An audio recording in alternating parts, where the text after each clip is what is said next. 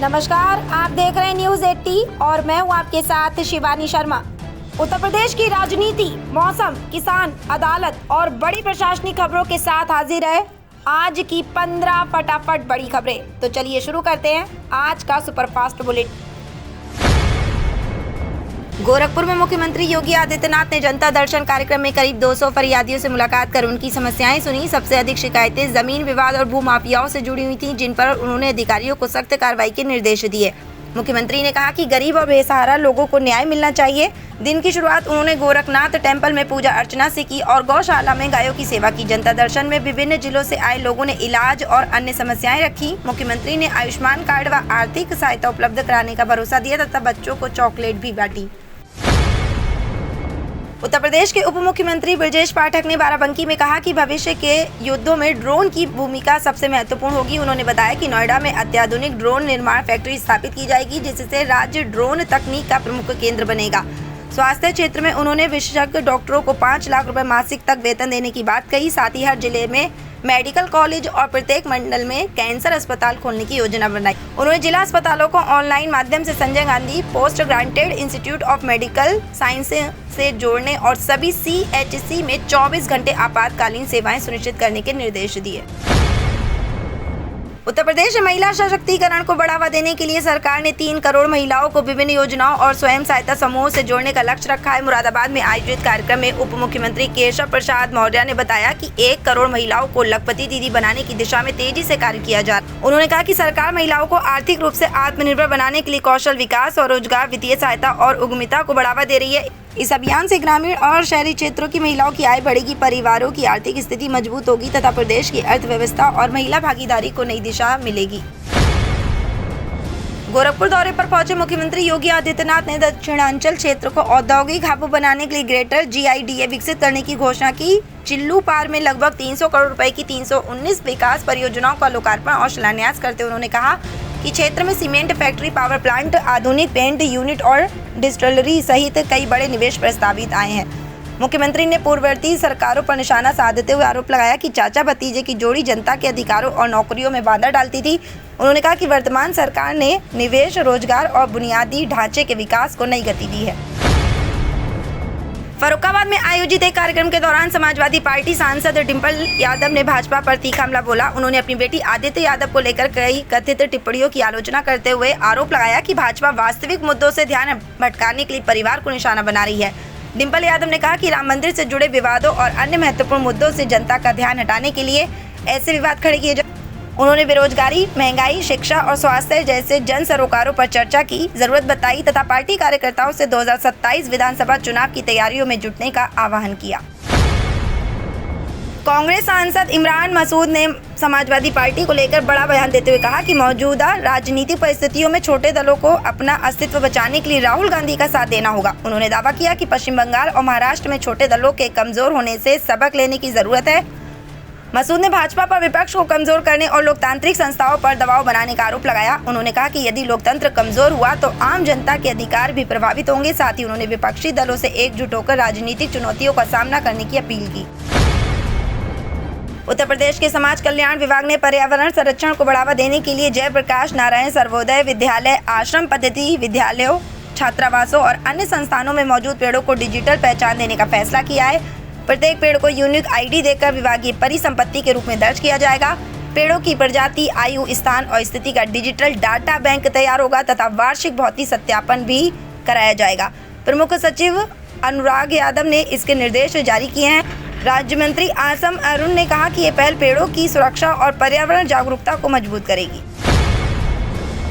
चंद्रशेखर आजाद के नेतृत्व में आजाद समाज पार्टी ने 2027 उत्तर प्रदेश विधानसभा चुनाव की तैयारियां तेज कर दी हैं। पार्टी ने प्रत्याशी चयन प्रक्रिया शुरू करते हुए लखनऊ में संभावित उम्मीदवारों के साक्षात्कार लेने का अभियान शुरू किया, जो 18 जून तक चलेगा। नगीना लोकसभा सीट पर 2024 की जीत के बाद चंद्रशेखर आजाद खुद को प्रदेश के वैकल्पिक दलित नेतृत्व के रूप में स्थापित करने की कोशिश कर रहे हैं। साक्षात्कार में क्षेत्रीय समीकरण, संगठन की मजबूती और अन्य दलों की स्थिति पर चर्चा की जा रही है। पार्टी जल्द उम्मीदवार घोषित कर चुनावी बढ़त बनाने की रणनीति पर काम कर रही है। लखनऊ स्टेशन पर एयर कॉन्कोर्स निर्माण कार्य के चलते रेल लैंड डेवलपमेंट अथॉरिटी ने 14 से 23 जून तक प्लेटफॉर्म नंबर 4 पर मेगा ब्लॉक लिया है। इसके कारण 21 ट्रेनें, जिनमें नौचंदी एक्सप्रेस, त्रिवेणी एक्सप्रेस, काशी विश्वनाथ एक्सप्रेस और जनता एक्सप्रेस शामिल हैं, लखनऊ स्टेशन की बजाय आलमनगर, ट्रांसपोर्ट नगर, उतरेटिया मार्ग से संचालित होंगी। इन ट्रेनों का आलमनगर और उतरेटिया स्टेशनों पर 5 मिनट का ठहराव भी रहेगा। साथ ही सहारनपुर वंदे भारत एक्सप्रेस 15 जून से ऐशबाग स्टेशन से चलेगी। नका जंगल डालीगंज पैसेंजर का विस्तार भी ऐशबाग तक कर दिया गया है, जिससे यात्रियों को अतिरिक्त सुविधा मिलेगी। उत्तर प्रदेश सरकार विधानसभा चुनाव 2027 से पहले विकास कार्यों को गति देने की तैयारी में जुटी है। मुख्यमंत्री योगी आदित्यनाथ ने मंडलीय दौरे के दौरान जनप्रतिनिधियों के साथ बैठकों की शुरुआत की है, जिनमें नई सड़कों और पुलियों की प्राथमिकताएं तय की जा रही हैं। Public works department Uttar Pradesh जुलाई से नई परियोजनाओं के लिए बजट स्वीकृति और टेंडर प्रक्रिया शुरू करेगा, ताकि सितंबर से निर्माण कार्य तेजी से शुरू हो सके।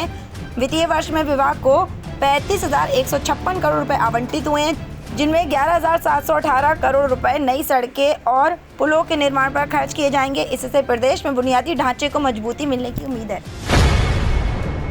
अलीगढ़ में गन्ना किसानों के लिए बड़ी राहत की घोषणा की गई है। प्रदेश सरकार के कैबिनेट मंत्री लक्ष्मी नारायण चौधरी ने बताया कि जिले में नई चीनी मिल स्थापित की जाएगी। इस कदम से किसानों को अपनी गन्ना उपज बेचने के लिए बेहतर और नजदीकी बाजार मिलेगा, जिससे समय पर भुगतान सुनिश्चित हो सकेगा। नई मिल से स्थानीय युवाओं को रोजगार के अवसर भी मिलेंगे और परिवहन व व्यापार जैसी गतिविधियों को बढ़ावा मिलेगा। सरकार का कहना है कि ये योजना किसानों की आय बढ़ाने और ग्रामीण अर्थव्यवस्था को मजबूत करने की दिशा में महत्वपूर्ण कदम साबित होगी।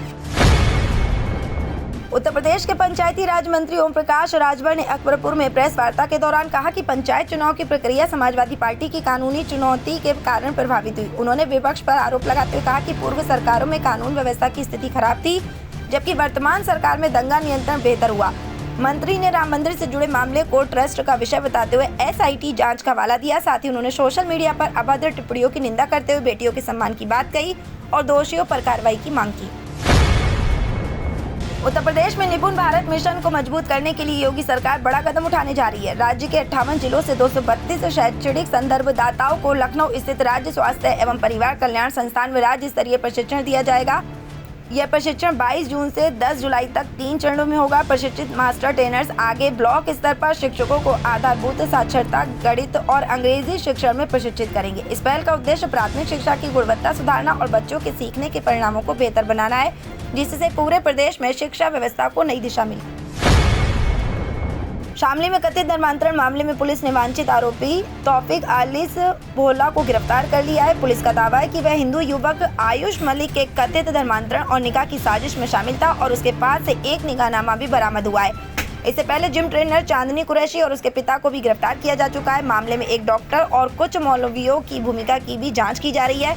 वहीं पीड़ित पक्ष ने ब्रेन वॉश और संपत्ति हड़पने के आरोप लगाए हैं, जबकि आयुष मलिक ने इन दावों को खारिज किया है। पुलिस पूरे मामले की गहन जांच कर रही है। और 15 जून 2026 को पश्चिमी उत्तर प्रदेश में मौसम अत्यधिक गर्म और अस्थिर रहने की संभावना। मेरठ, आगरा, नोएडा और गाजियाबाद में अधिकतम तापमान 40 से 45 डिग्री सेल्सियस तक पहुंच सकता है। हीट वेव जैसी स्थिति के साथ तेज धूप और उमस लोगों को परेशान कर सकती है।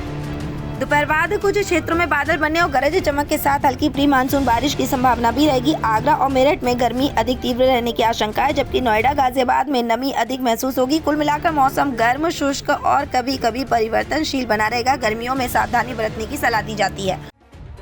तो ये थी आज की 15 फटाफट खबरें। अगर आपको वीडियो पसंद आया तो वीडियो को लाइक, शेयर व कमेंट जरूर करें। धन्यवाद।